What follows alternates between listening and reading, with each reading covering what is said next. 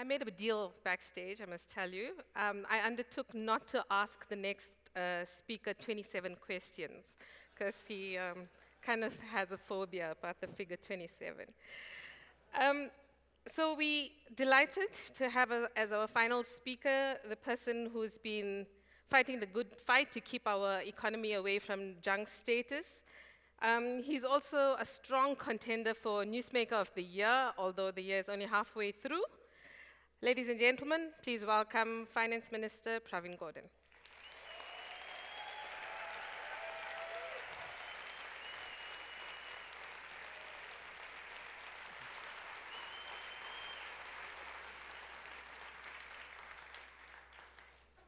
Good afternoon, and thank you for staying late on a Friday afternoon.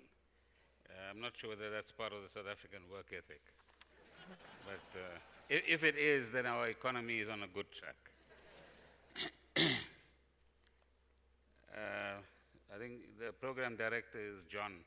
If he told me years ago that you could lose all the hair around it and still keep a little, whatever you call it, ponytail, what do you call it? Is that a politically correct thing to say? A ponytail is Ponytail. Yeah. Yeah, right. At least I would have looked a little bit more decent this afternoon. And my name is Pravin Gordhan. You got it? Okay.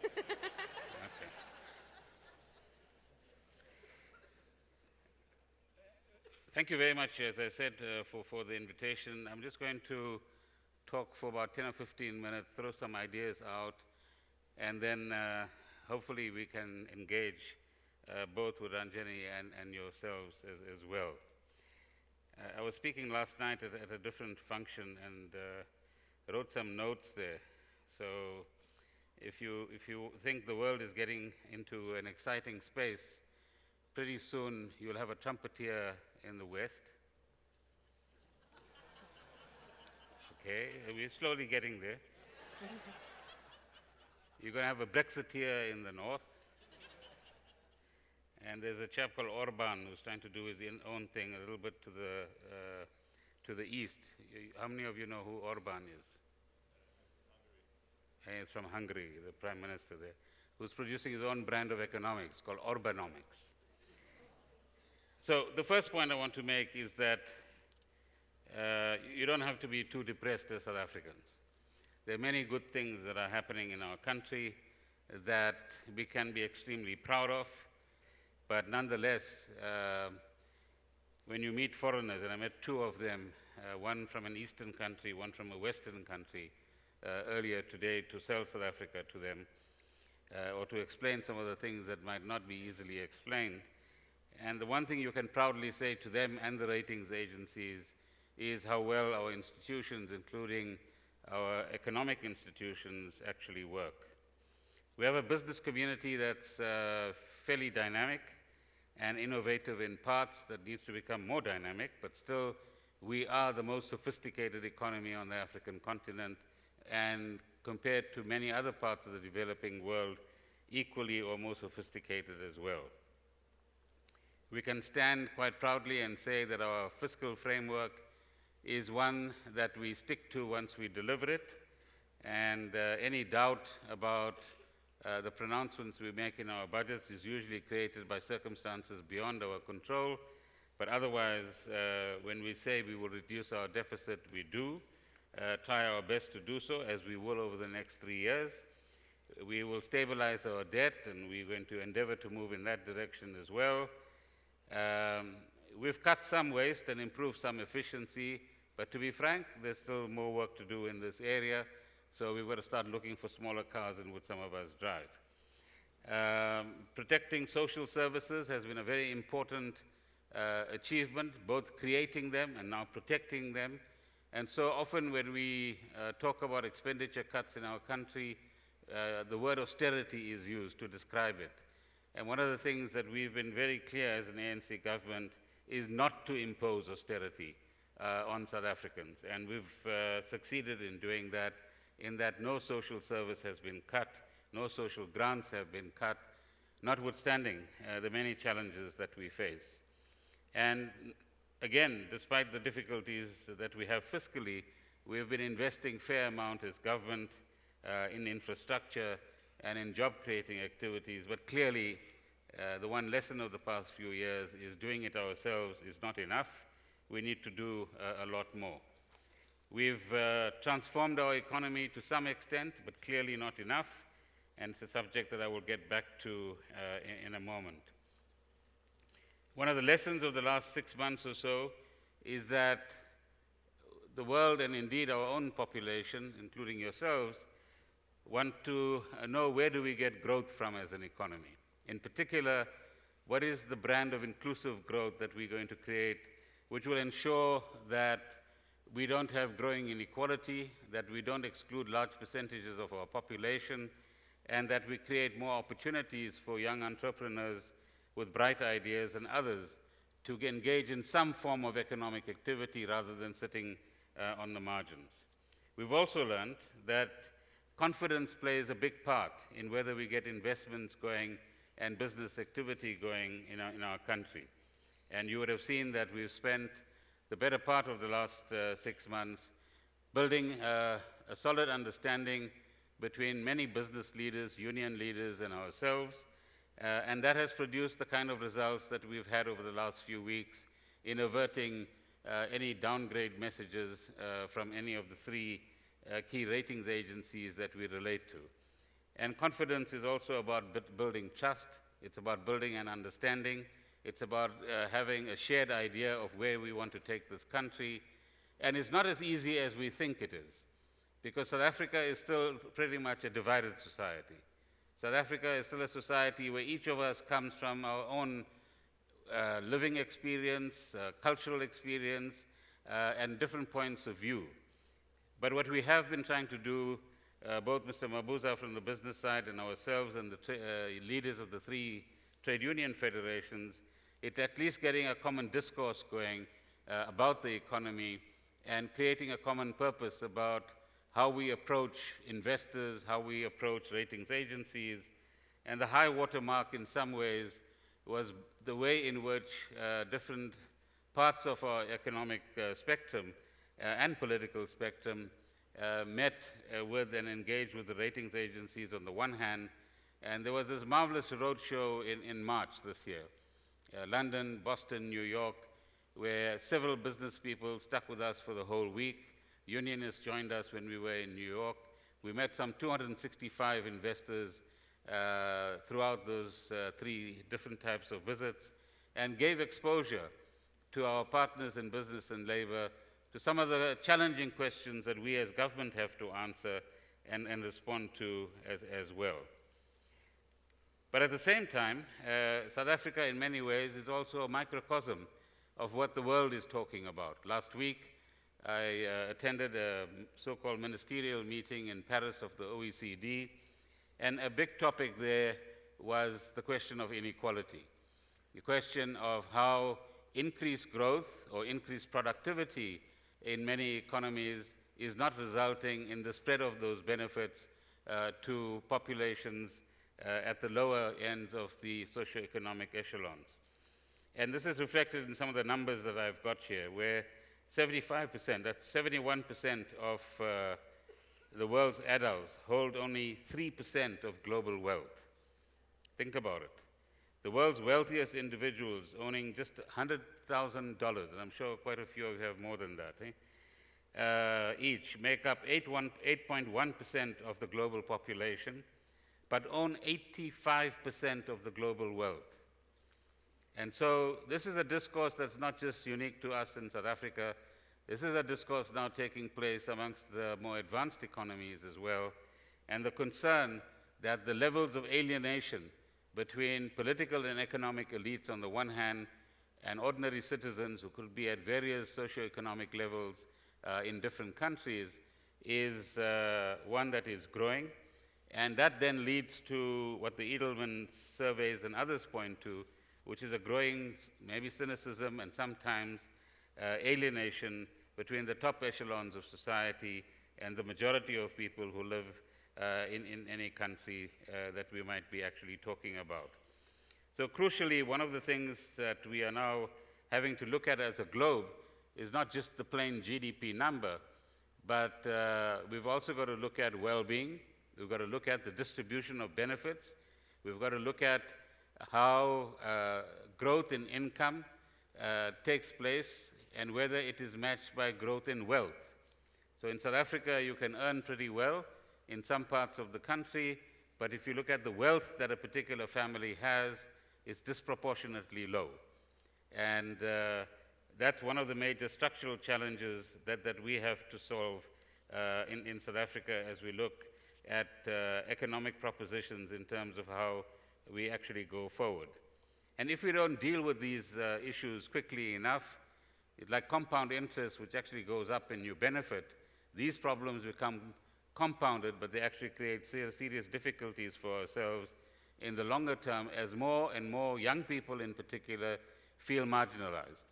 And I'm sure earlier in the day here today, you had a lot of angry expressions about the alienation that youth experience, the unemployment levels amongst our youth, the inability of every one of the 55 million people who live in South Africa to engage with the economy in real terms and benefit from it, and to connect with it in some kind of way as well.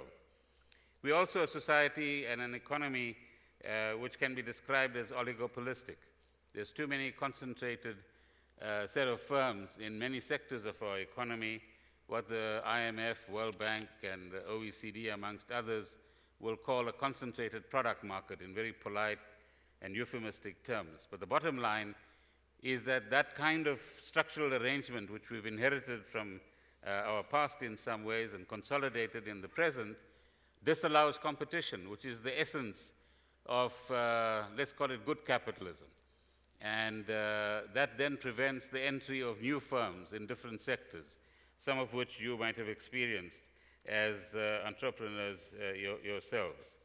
So these are some of the challenges of inequality, of marginalization, and of poverty and economic exclusion that we need to take on as South Africans.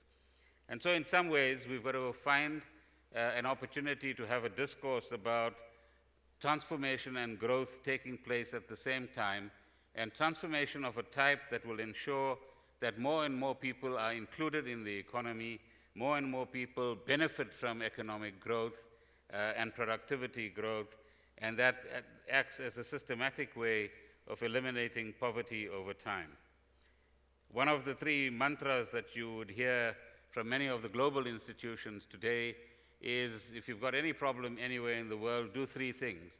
Have the right monetary policy, but that is highly limited in scope after monetary policy has played such a dominant role in recovering, helping countries recover from the Great Recession. Secondly, use the fiscal space you have to invest in infrastructure, but the minute you go beyond a certain point, you have uncle from or auntie from the ratings agencies keeping an eye on you and saying your debt metrics don't look right. And there are only two major economies, or maybe three, that have the fiscal space. That is government putting in money into the economy and investing so that some level of stimulation can actually occur. And that's Germany, the United States, and possibly India as well.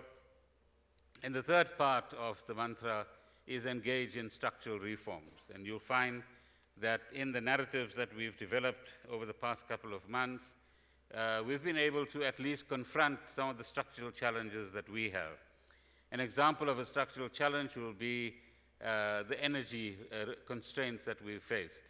We've learned some hard lessons as a result of that lack of performance in that particular area, for which government takes some responsibility as well.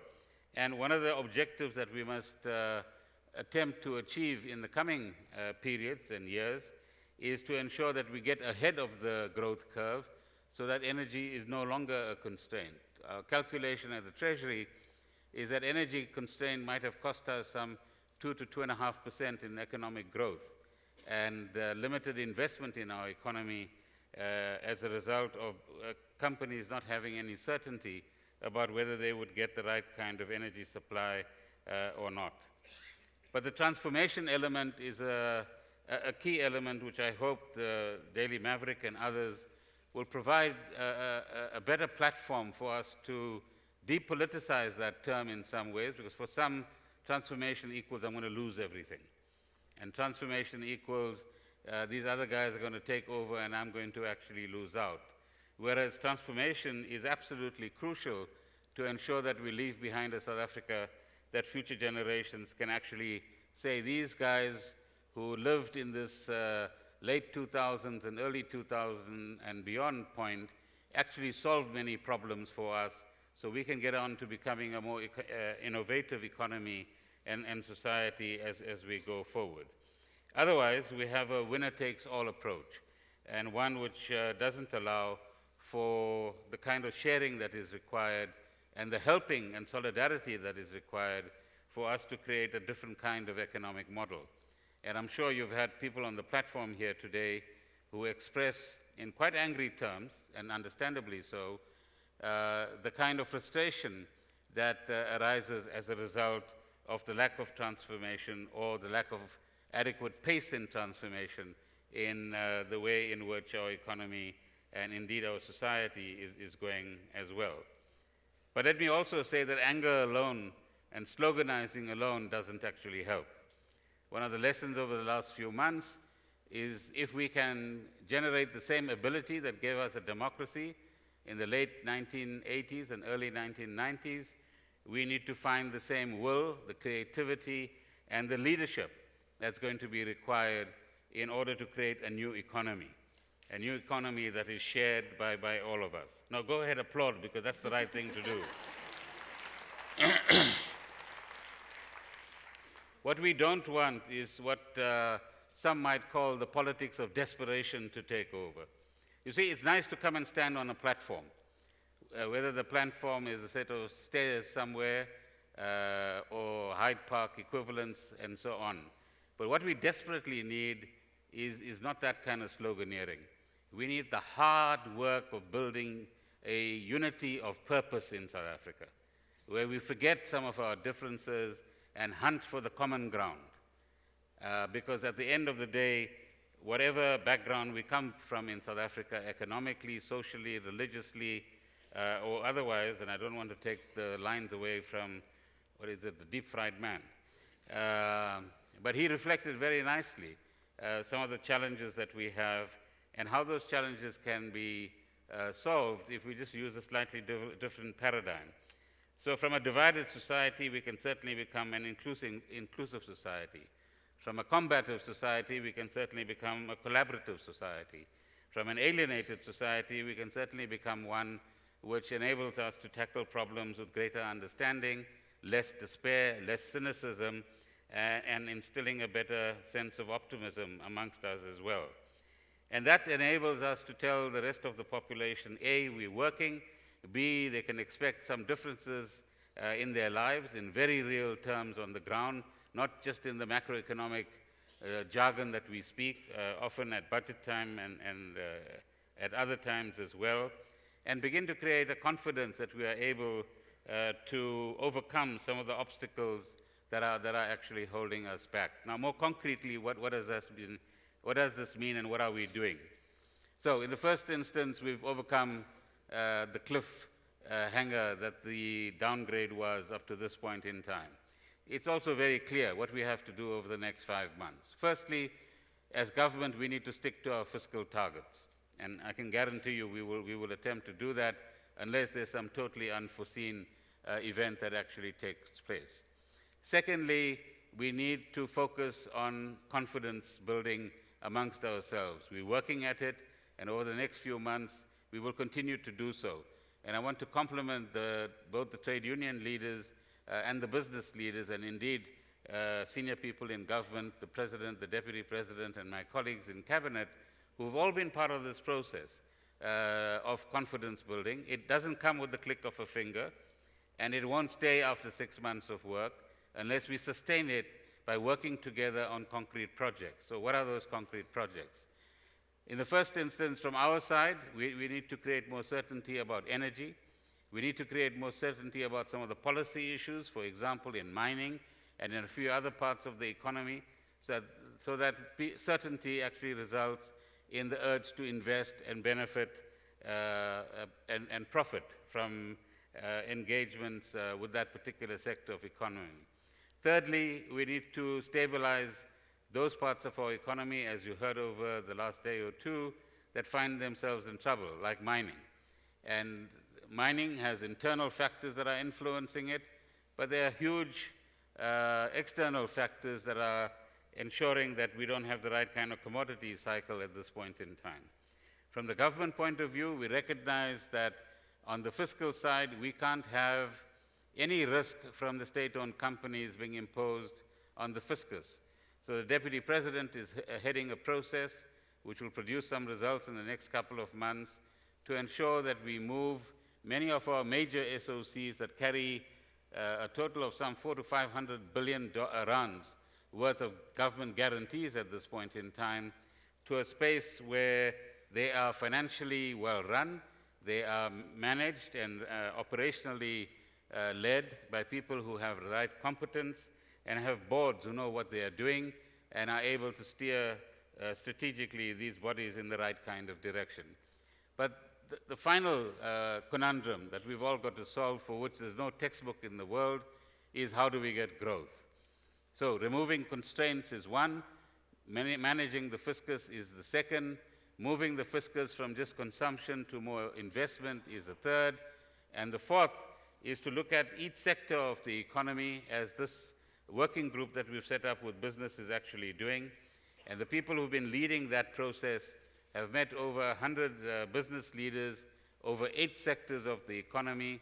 I have colleagues, the Minister of Agriculture, who's got his own process going with business, the Minister of Tourism, who's doing similar things with the business sector in tourism, the small business sector, there are similar activities going on, so that in a collaborative way, we begin to find opportunities for creating the climate for greater investment in each of these sectors and making sure that those investments lead to growth, they lead to job creation, they lead to skills development amongst our population, particularly our youth, and create opportunities for co-investment between government and the business sector as well.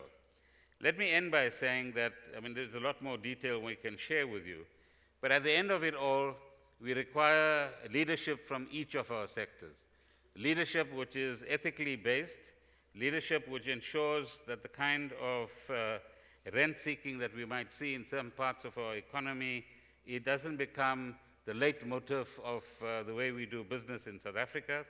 We need leaders who are able to literally campaign from each of our sectors of society for higher levels of integrity, higher levels of morality, and the right set of values that will guide us in the many things that we need to do. But above all, structural reforms and the kind of changes we need to undertake in South Africa also requires bold leadership and careful judgment. As we can see, look at most countries in the world. Political leaders in those environments understand very well that economic change is related very closely to the political dynamics in each environment. That's why we have the concept of political economy. But it takes strong leadership and the ability to persuade all sectors of society that, for example, in South Africa, we've got to change the spatial arrangements of our cities. We've got to change the structure of our economy, as I pointed out earlier on, so that more people could benefit, so that we can actually introduce a greater level of resilience and dynamism and use all of the resources that we have in our country for the common goal of creating a better life for all South Africans. I know that sounds like an ANC slogan, and let me admit it's meant to be as well. So, in conclusion, we're going to go through tough times. What the OECD meeting also said is that we are facing a few years of what they call a low-growth scenario. But in that low-growth scenario, even where on the continent we are going to have many economies that are going to find themselves in difficulty, particularly those economies that derive more than 50, 60% of their revenue from oil as a resource.